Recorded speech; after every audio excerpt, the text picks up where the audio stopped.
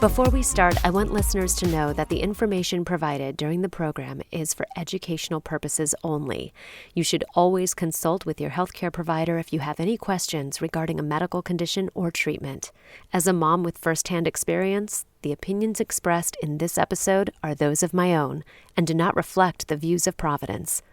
Welcome, everybody, to another episode of Do Tell Mama. I'm your host, Julie Alexandria. Thanks so much for joining us here. And today we're going to be talking about alternative things to ask for and to give on baby registries and also for postpartum gifts. Because let's be real, how many pairs of onesies do you really need? My guest today is Andrea Madrill, who is the founder and the owner of SunflowerMotherhood.com. Andrea, so good to have you here. Nice to be here. Thank you. Tell me about your story. You are a mom. Yes. And you are expecting your second. Yes. Congratulations. Thank you. Tell me about your birth story, your mom journey, and how you founded your business. Yeah, so I think the business really started from my experience after having my first son. I just felt really blindsided by the whole thing. I felt like there was so much I didn't know. There was so much more I could have been prepared for. Physically, emotionally, I just felt rocked by it. I did not expect physical recovery to go the way it did. I didn't know what sorts of things could happen physically and what sorts of things could help that. Emotionally, I didn't know much about like the baby blues or postpartum depression. Didn't have many people around me that had a baby and just felt like I was flying blind. So I started the company as a result from finding a bunch of products that really helped me heal physically. I was up in the middle of the night. I had insomnia, like postpartum insomnia, and couldn't sleep even when the baby was sleeping. And I was in a lot of discomfort from my word would be traumatizing birth. It was a 26-hour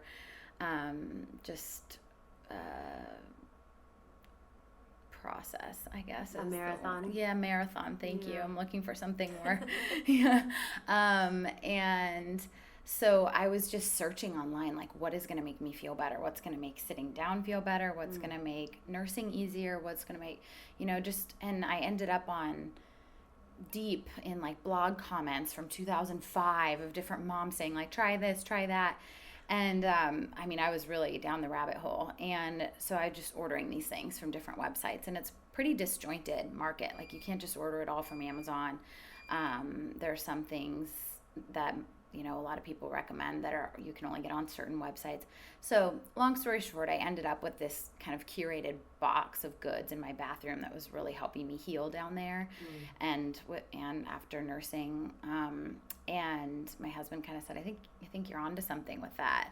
Because I had told him, I cannot believe I didn't have these things. I cannot believe my birthing class didn't tell me about this. I cannot believe my doctor did not tell me about this. How there's no way that other moms are all just sitting around doing what I'm doing to find these things. And, this is a problem. So I'm going to get all these things for my friends when they have babies, sort of deal. And he said, I think that's a good idea that you should look into. So he started researching it and then launched the business when my son was 5 months old. And now we've been in business a little over a year, and have now like a prenatal line and a gift line for moms at any stage of motherhood. And we're just really all about the mom. I think our culture does a really good job focusing on the baby. As you mentioned with the onesies, you're at a baby shower, you're drowning or floating, whatever you want to say, in gifts for the baby.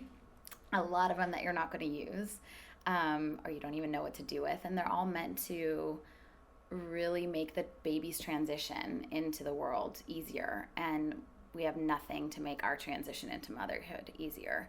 It's not mainstream to be giving moms gifts or things to heal or take care of themselves, or even just send the message that their wellness is important too. It's really easy to neglect your own care when you're giving everything you have to the baby. And so that's something we're trying to do too, is really shine the light on the mom and her wellness and recovery, and that it's important and self-care matters. And things like that. I mean, we don't even talk about postpartum in depth as a society between each other, amongst each other, let alone what are the products that are going to get us through. Yeah. Because I, like you, and we've talked about this before, we both had very traumatic births. Yes. Ones that, I mean, I don't think even a year later that I'm fully recovered, and I have seeked out help with that, but I just, it's one of those things where it hit me so hard, and I think part of it was because of how much I did not know going into it. And I think if I was more prepared, maybe I would have expected it, but it still would have been a shock. But I think because everyone's recovery is so different, and to varying degrees of trauma and elation as well, but to varying degrees, I think it is so important that we do have that conversation and that we do treat mothers as they are coming home from hospitals or birthing centers, and then it's like, here you go, here's your baby, and good luck to you. I definitely think we can do a better job preparing women, and I know there's this really fine line between preparing and scaring. And I know that I tuned out a lot when I was pregnant, when other moms would tell horror stories. And I do think that's a problem too. I think there's a fine line, and we haven't quite hurdled it correctly or straddled it correctly as a society. I think there needs to be awareness and talk of things that can happen, and almost like a normalization of it. Like, you know, if you are feeling this way, that's okay, that's normal, instead of feeling like you're the only person in the world that's felt these feelings or feeling really alone. So I think there's that could happen. And then, in terms of like products, I think we should be doing a way better job with equipping moms with the things they need to like actually heal down there. Yeah. So tell me about that. What is in...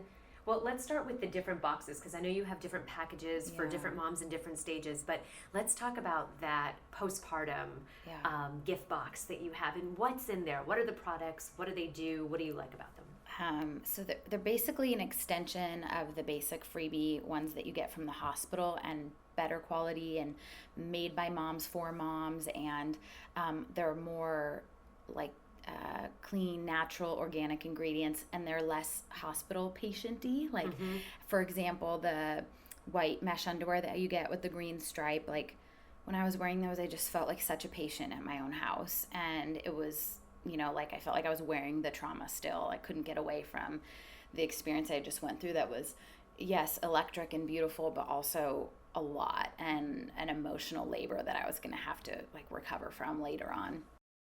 So we have black mesh underwear by this awesome company founded by a mom, and it's just nice. You know, I felt feminine. I felt like a woman again when I put them on. I felt sexy for a split second, and then went back to realizing what was going on around me.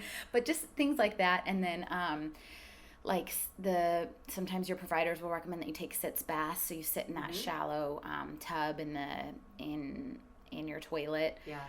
We have a really nice, natural, organic, paraben-free pad. It's like a Sitz Bath Pad, so you can make a padsicle out of it, so you kind of can skip the padsicle process and Sitz Bath / padsicle at the same time.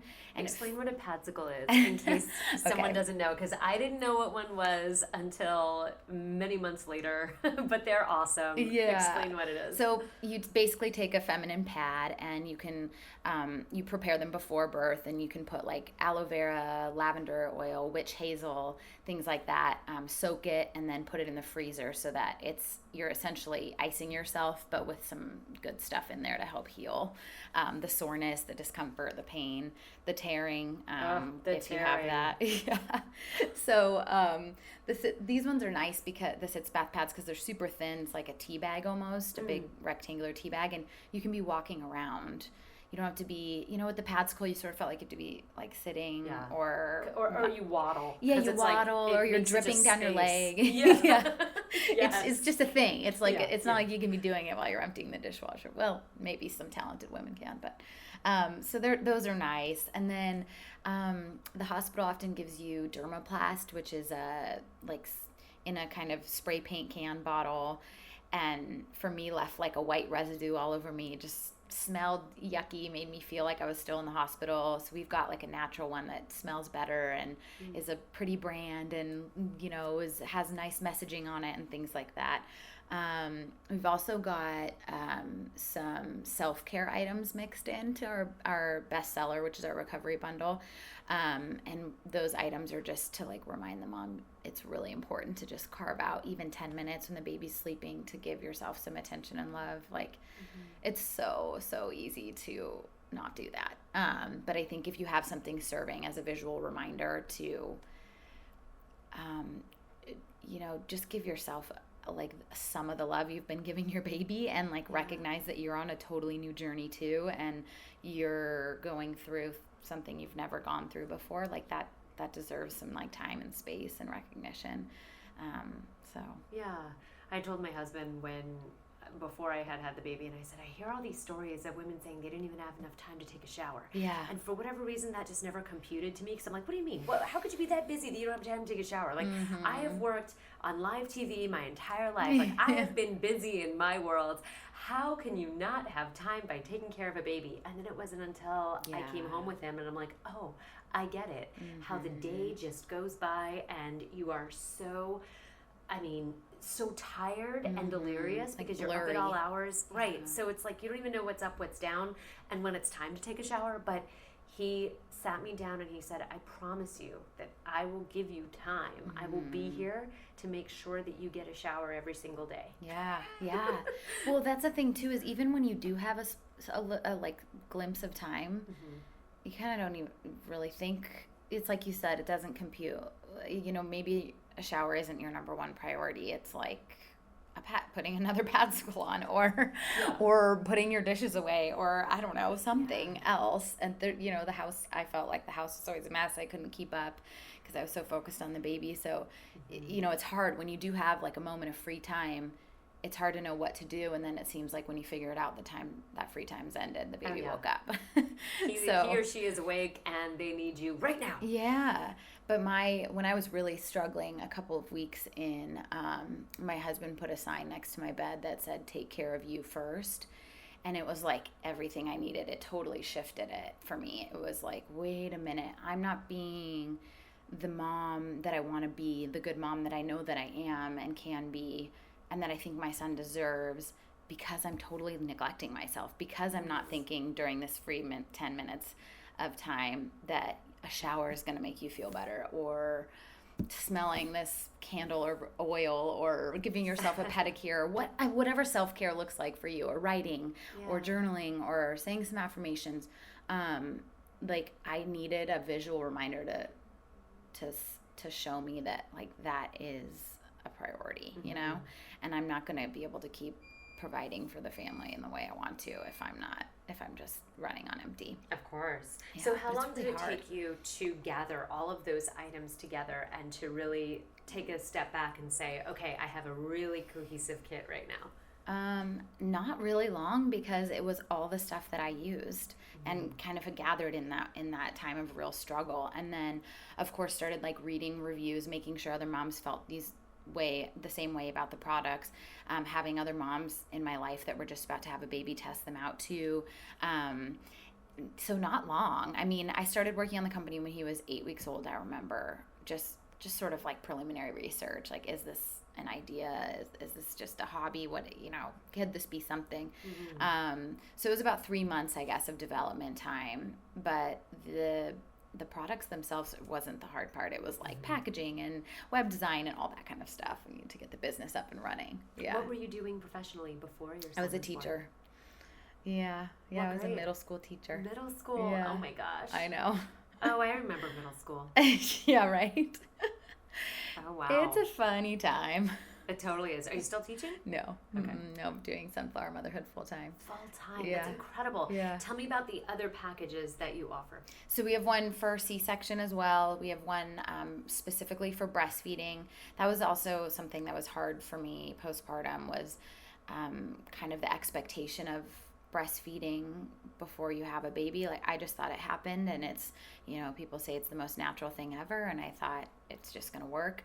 I wish I had some awareness before going into it that breastfeeding isn't a walk in the park for everyone. It can be, but it isn't for a lot of people. So that there was a lot of shame and guilt for me around that when my son wouldn't latch. He ended up having a tongue and lip tie. So I remember I was like feeding him with a bottle while pumping at the same time.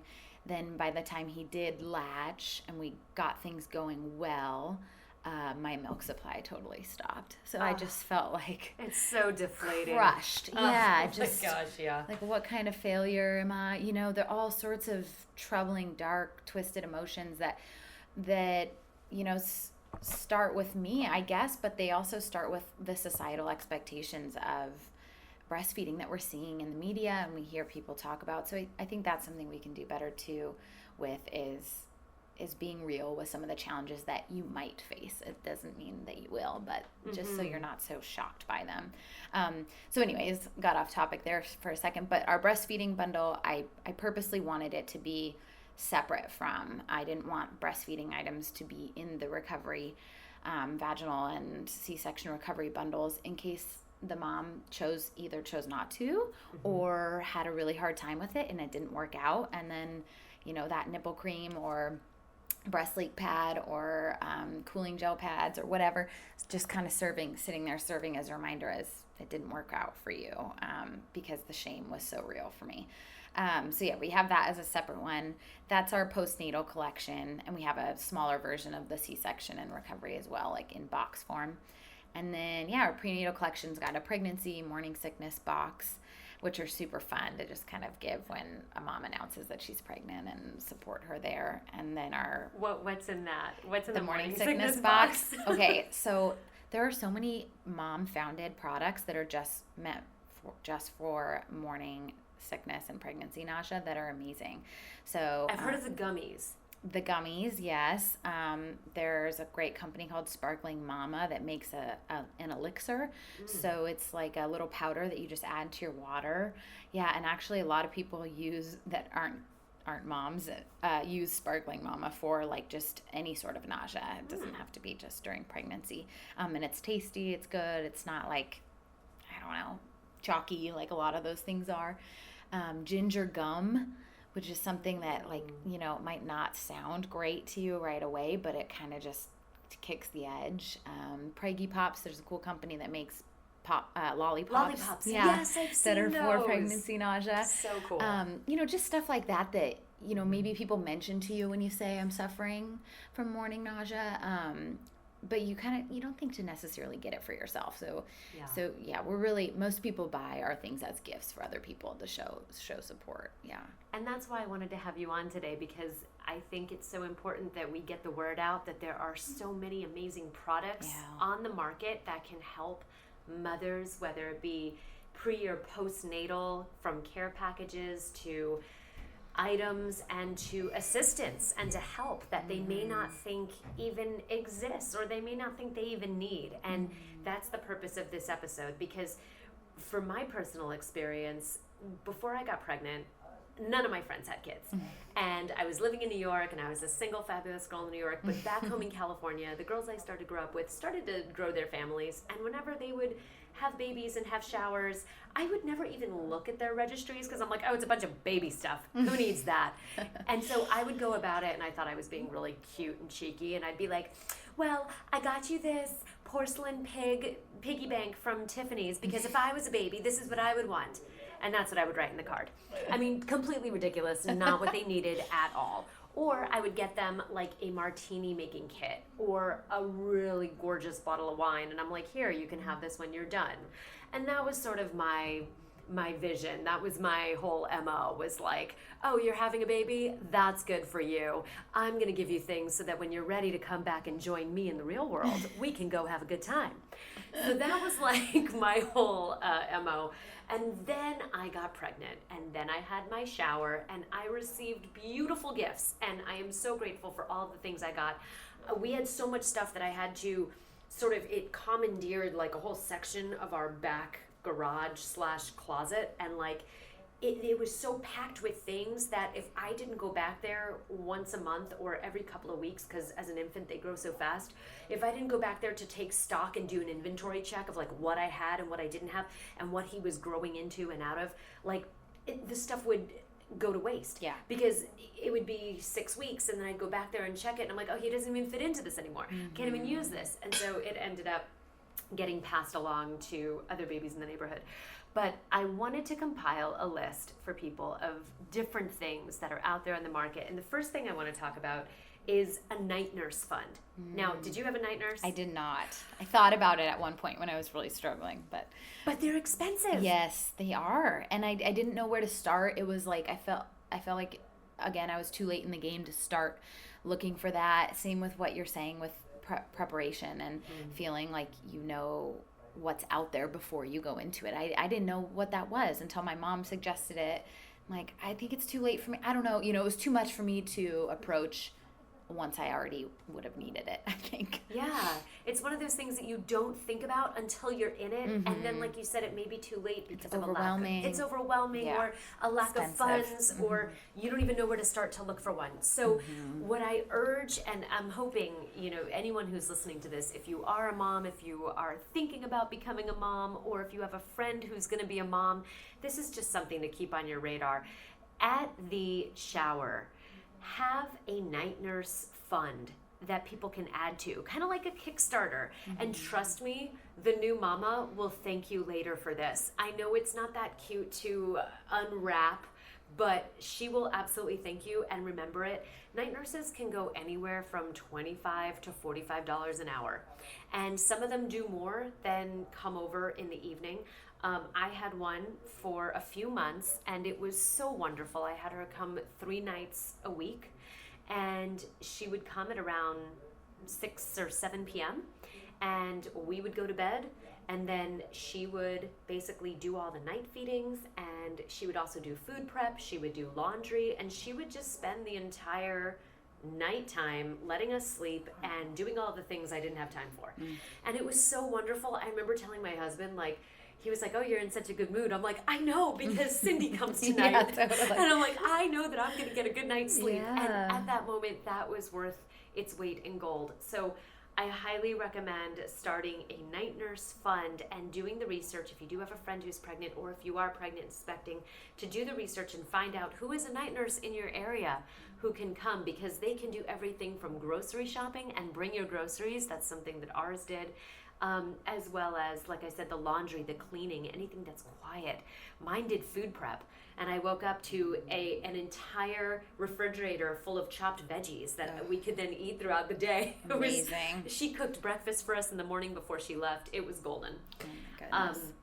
Another wonderful thing that people don't realize that is a huge, huge thing once you have a baby is eating and food prep. Yes. And meal prep and having those meals. And I just remember thinking, you know, after I had brought my baby home, I'm like, I do not have the energy to cook.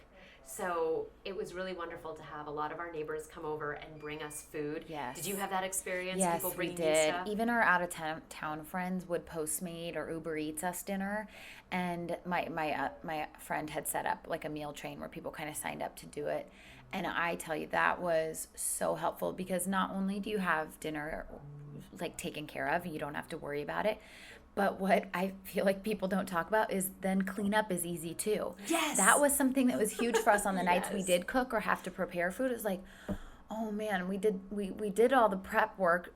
Making a meal is like much more of a feat than it ever has been at that point in your life. Yeah. And so then the cleanup, it's like, oh, we still have to clean the kitchen, and you take turns holding the baby. And so making the cleanup easier, it's like a huge gift. It's like 2-in-1, food and no cleanup in the kitchen.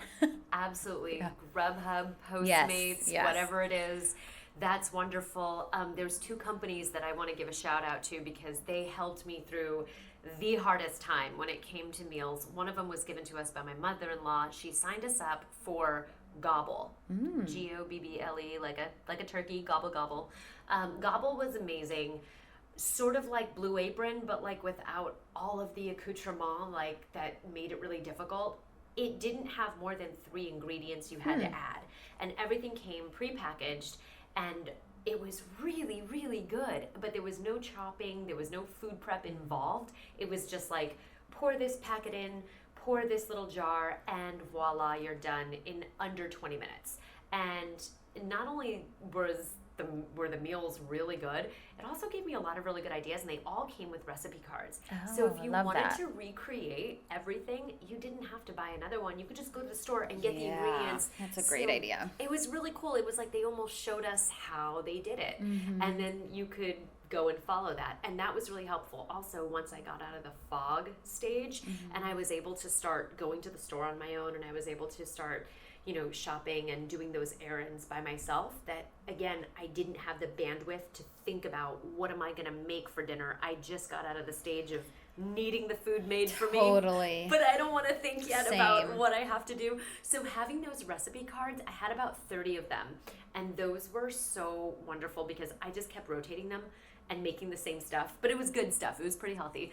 But gobble boxes are incredible if you sign up a new mama for something like that. It was so invaluable to have.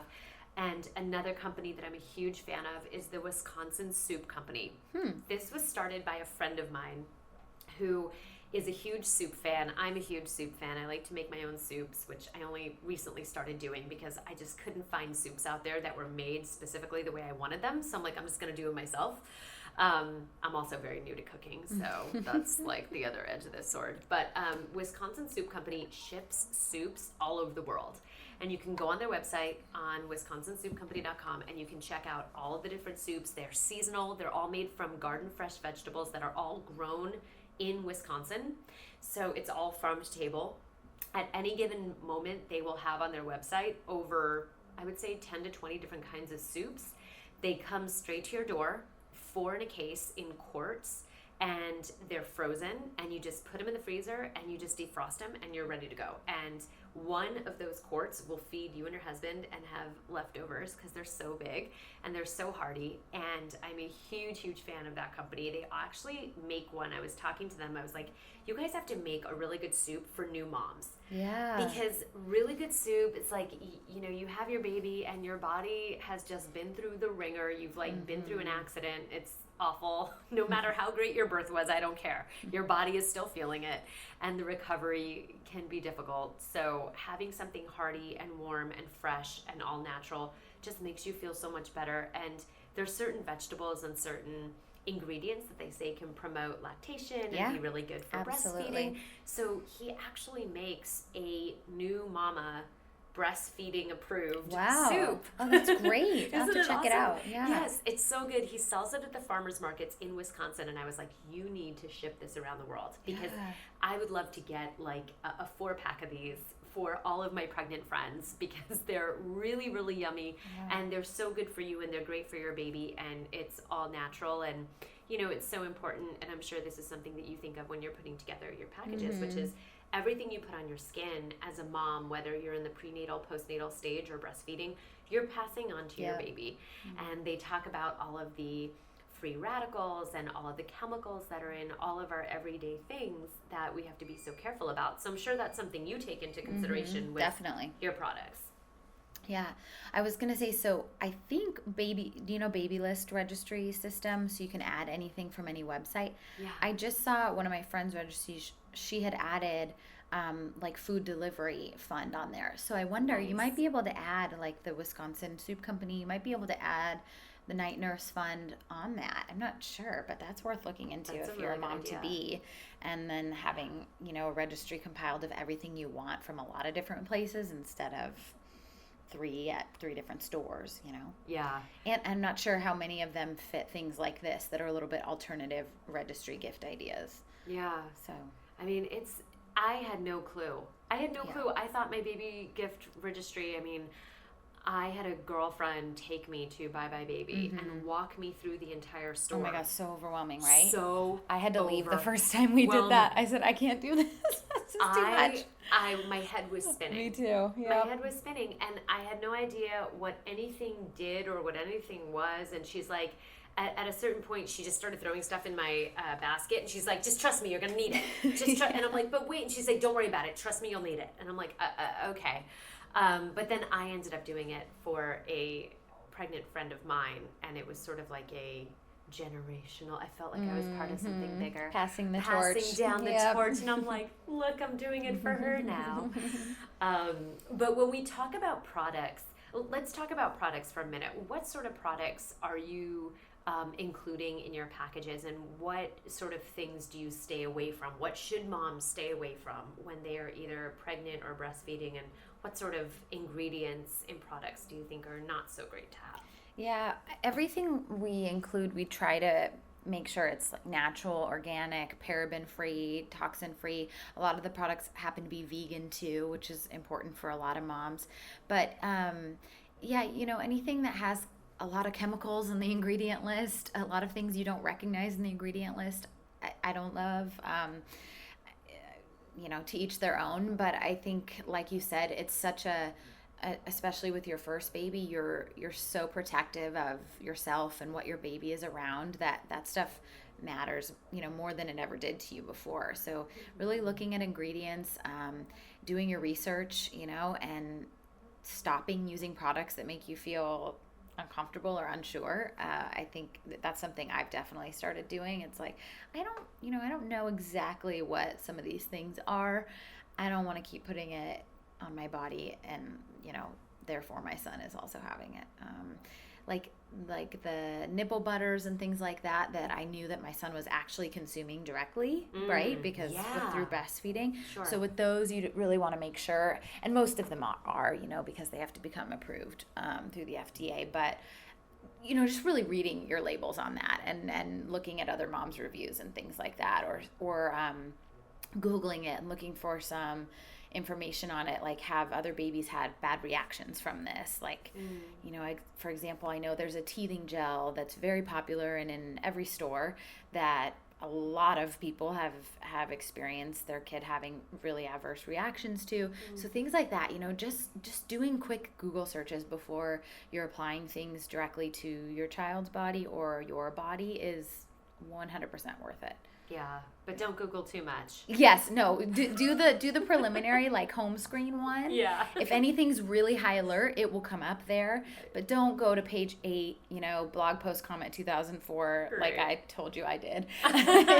You will never stop, and then you'll get addicted, and it's just you. The thing about Google too, I realized with motherhood is you can kind of find what you're looking for, right? So you can put some bias in the way you spin your search terms and get reassurance for what you want, or get, the opposing side. There's so much information. It's kind of scary. Yeah. And you don't know how much of it is based in truth or comes from a reliable source. Totally. Anybody can post. Anybody can post. I always encourage, especially moms to be, and new moms, when you're awake and you've got that prenatal insomnia, or your belly's so big and you're sleeping on your back or on your side rather, because you can't sleep on your back. Something I never knew until 8 months or whatever, 7, whenever they tell you not to do that anymore. I was like, what? I've never heard of this. I know. And I'm a back sleeper. Me too. I was so bummed when they told me that. That's literally what I was Nobody told me this. I think I was looking forward to, meeting my baby, but sleeping on my back. Totally. I was like, can I just get back on my back? Oh, gosh, I know. But I find that, in those moments of sort of Google searching, or, you just fed your baby and it's 2 a.m. and, you just put them down, but you can't go back to sleep, and you find yourself on the Instagram, and you find yourself on those chat rooms, and it's so important. I just, urge you to consider the source, who wrote it, when was it written, who was it written by, and what site it's on, because there is so much information out there that it's almost enough to be dangerous, and it gets in your head. Is there anything in your postpartum box that can keep new moms off their phones? Gosh, seriously. Well, I think that's one reason we have the self-care items in there. So like we're talking about with the 10 minutes of free time, it's so easy to do what you want to do to have some downtime, which is lay on the bed and scroll Instagram or something. It's like, no, if you could just leave the phone aside and do something for yourself, you're going to feel so much more recharged and rejuvenated and cared for in a way that is so important to keep caring for your baby so well. But but I guess the self-care items are meant to serve as that reminder, but it's an inside job, right? Yeah, I can't control you, but or maybe write a little sign for yourself. I mean, that's what my husband did for me. It really worked. I'm a Post-it note person for little reminders. Whatever works for you. And I think another thing about social media and being a new mom is, don't hang around in the places that make you feel bad. Right? If there's, breastfeeding didn't work for you and you're following someone who's so pro breastfeeding and thinks anybody who can't breastfeed didn't try hard enough, or A, B, and C, that's not information you need to keep taking in. It's bad for your health. It's bad for your mental state. Let it go, like unfollow, or whatever the example might be, if C-section, vaginal, whatever it is. You kind of have to practice self-care with social media, I think, right when you become a mom too, because there is a lot of mommy shaming, a lot of mommy wars, a lot of opposing sides that will keep fighting and fighting and fighting, and you just have to remove yourself from that. I think, and look, if you want to get involved, that's your prerogative, but I just can't believe or can't think that it's really good for anybody's emotional state. That's such a good point. Such a good point. And don't read the comments. Yeah. That's like where all the venom is. Yes, I feel like the is mean stuff. The mean stuff is in the comment section, and it's almost like this melee where people have kept nothing sacred and nothing's a secret, and people just say the most awful things and the most judgmental things. And it's one thing to look at a picture of a new mom who, has a side-by-side, 9 months in, 9 months out, perfect body, and to feel bad because maybe you don't look like that, or maybe it wasn't that easy to bounce back. But then to read the comments, it's like, it's just more devastating. So I agree with that. I think that's wonderful advice. And it's so hard because it's so accessible. And it's a lot of times, it's just close and it's easy. Yeah. Because it's a distraction, right? And you're home so much at the beginning, you're not as social as you were before because you're navigating a new lifestyle. And so I think one thing we do when we're feeling a little isolated is grab the phone because it can instantly connect us to others. But you just have to be careful with it because it can instantly connect you with others in a bad way, or in a way that's really damaging. Big time. I found myself following a lot of these sort of pregnancy blogs and pregnancy accounts, mom accounts, and then I would say by like 6-7 months, I'm like, unfollow, because it also just a lot of the stuff they were posting about didn't pertain to me anymore. I wasn't pregnant, so I didn't need it, but there was a lot of that where, listen, what we have to remind ourselves, and I will drive it home on every episode of this podcast, which is people live the life they want you to believe they're living on social media. It is a highlight reel. If people posted everything from everyday life, even the bloggers and the influencers and the celebrities, it wouldn't look like that. Right. And I just want people to know that it's normal and we're all going through it. And like you mentioned, those mesh underwear, Meghan Markle wearing the mesh underwear too. Yeah, under that dress at that photo shoot on day 2. It's true. Duchess Kate, the Princess Kate, Duchess Kate, she's wearing them too. Yeah, well, I think that how we act on social media, like I used to really struggle with what you're saying, but I've realized it's really not that different it is and it isn't that different in person, but we are inclined to talk about the good things. If we all went around talking about what sucks, life would not be that fun. So people are inclined, it's human nature, I think, to share good things. With that comes a lot of, it makes things that people are struggling with and that are really real then taboo to talk about. And so I think that's one thing that new moms really struggle with is I can't really share what I'm really, really hurting with or really troubled by because there's not really a space for it, and I think that happens on social media. I think it happens in person. So I think back to the fine line idea, I think there's a fine line between being open and honest and vulnerable, but also sharing good things. And I think that's a trouble about social media is people mostly do the good stuff, you know. I think it's getting better, or maybe it's just the accounts that I follow. I'm very, you know, in tune with all the mommy accounts that are about supporting moms in whatever decisions they make. And so I see a lot of really good, vulnerable honesty, like I've been here, it's okay if you are too, you're not alone type stuff. But I know that that's not what everybody's seeing in their feed. You know, they're seeing I'm at the grocery store 2 weeks postpartum with my eyelashes on, and, you know, and very easily I had that same experience. I went to the grocery store 6 weeks postpartum my first time. I think I got like 3 things, got home and was like, wait, what? I didn't even get anything to survive the rest of this day. But when I was at the store, I thought, oh my gosh, I am so awesome. I can't believe here I am 6 weeks postpartum. I made it to the store. I was so proud of myself. And then I started scrolling and seeing some other moms talking about their first outings, or they're on the beach, you know, 10 days later. And I thought, well, God, what a chump am I? You know, I guess I couldn't do it as well as they could. And it's so easy. It's like, you know, but then if I was looking for, it depends on kind of, you know, your angle and what you're looking for, because I could have, you know, if I was following the accounts then that I do now, it would have said, no matter when you get to the store, it's just fine, mama, you know? Yeah. So I think you just kind of have to change your angle and your viewpoint in a way that's going to be healthy for your mental state. But it's hard to do, you know, it's not like you can do it right away. I know. And just to bring it back, because one other option that I'm a big fan of for collecting a fund for to give as a gift is to get the help of a postpartum doula. And this is someone who can come to your house and who is really there to take care of you, the mom. And if you don't have a family member who is that caretaker, or who does play that role in your life, or if you don't have that support system, a postpartum doula will fill that void for you and be so incredible. I didn't have one. I had a doula during my birth, but I did not have one postpartum. But looking back, I wish that I did. I do too.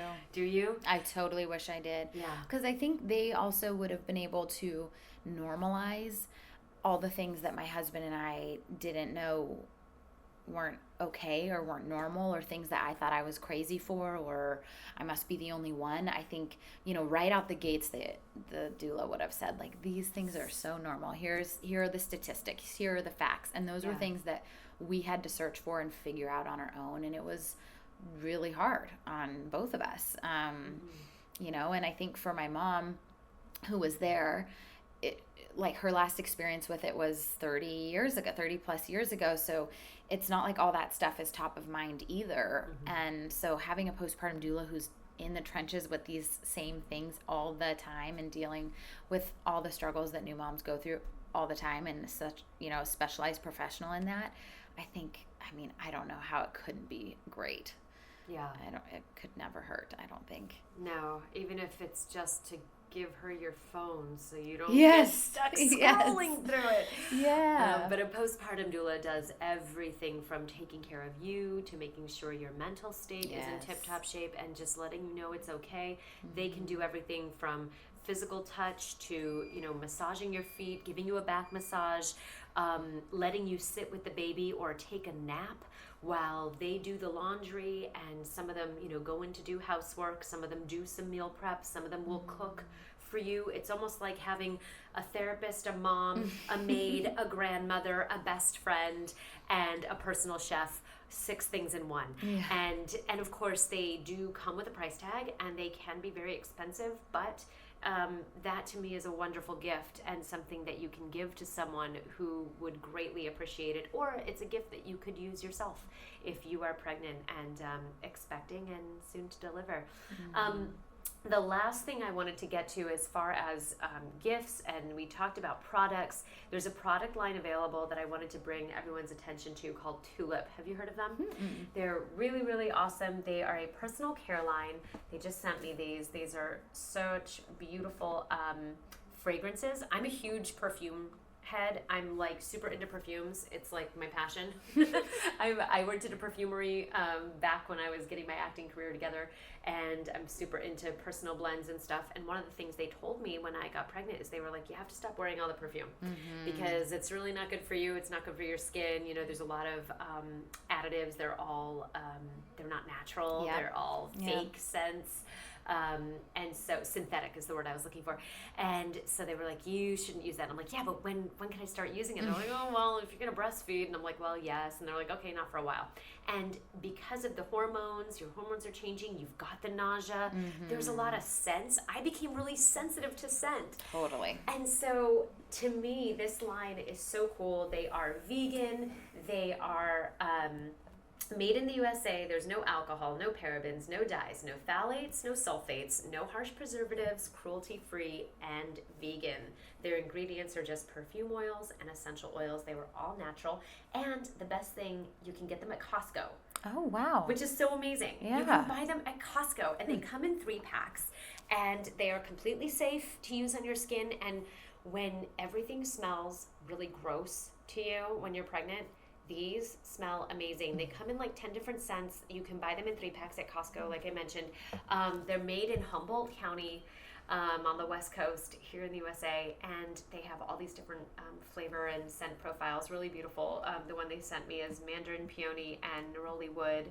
And they also have a lemon sugar one, and a vanilla bean scent. So really for any flavor scent profile that you're into, they have something for that. They also make an incredible personal care line and beauty line as far as eye creams, body lotions, bath washes, all these wonderful things that are so safe to use when you are throughout your entire phase. Because let's be real, when you're thinking about the products that you put on your skin, it's not just prenatal, it's when you're having your baby, and then also the postpartum stage, and also once you pass that, and then you're breastfeeding, because you are passing on all of that good stuff and sometimes bad stuff to your baby.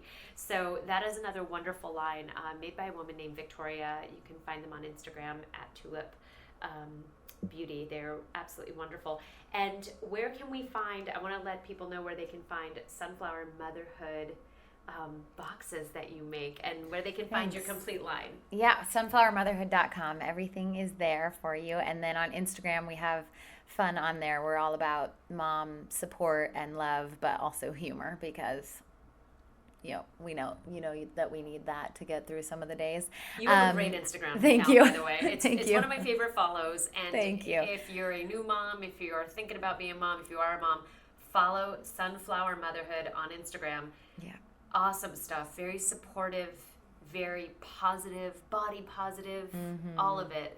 It's all good stuff. You won't go into a dark shame spiral, I promise. Thank you. Where do you do most of your advertising? Facebook and Instagram. Yep, that's where we do the best for sure. And then a little bit on Google. And we also sell on Etsy, so we do a little bit on Etsy, but Facebook and Instagram are pretty much where all of our ads are. Nice. Yeah. So if somebody wanted to purchase, best place to find you would be the website? Sunflowermotherhood.com. Yeah, or you can go to our Instagram and get the link there or whatever. But yeah, all of our handles are Sunflower Motherhood. Just real simple. What is your price point? Where do they start? So our basic box for recovery or C-section is $75, and then our full bundle with the self-care items added in, and a couple more of the upgraded healing items is $149, I should say. Nice. And you ship worldwide? We ship nationwide right now. Yeah, okay. Working on worldwide, but not quite there yet 1 year in. Shipping is, that's a tough one. Is it? Yeah, for small businesses, it is so tough. What's the hardest part of that, like, mom businesswoman balance? Oh, gosh.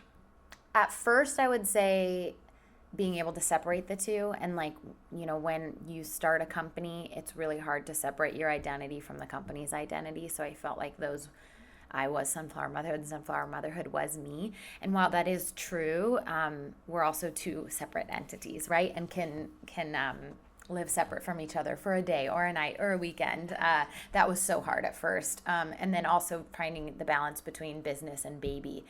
Because like you've probably heard people say, like, starting a business is like having a baby, which I do and don't agree with. But, separate who gets more of my time, who gets this part of my time, who gets this part of my mental state, you know. That was so difficult at first, but definitely have a better grip on it now.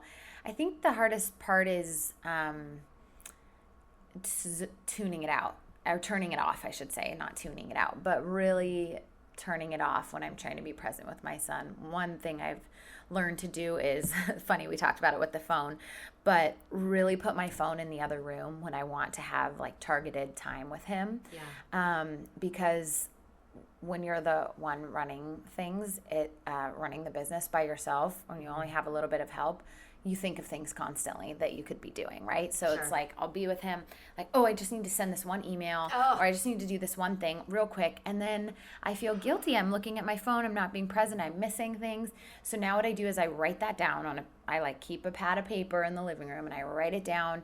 And then I go do it when he's sleeping or something. But to pick up my phone every time and just do it, this will just take a second, you know, that's the best one. This will just take a second. And then, 8 minutes later, I've finished, or I'm then freaking scrolling Instagram and lost myself and didn't follow my own rules. Yeah. So now leave the phone in the other room when I want to be present. That is so smart, because also it will stop and prevent your children from wanting to touch your phone. When you have your phone with you, they reach for it because, oh my gosh, it's got mommy's attention. I gotta have it. And the blue light screen and all of the different moving pictures and the sounds that come out of it. They love it. Oh, they love it. Yep. My kid actually, for his first birthday, got a gift of a dummy phone.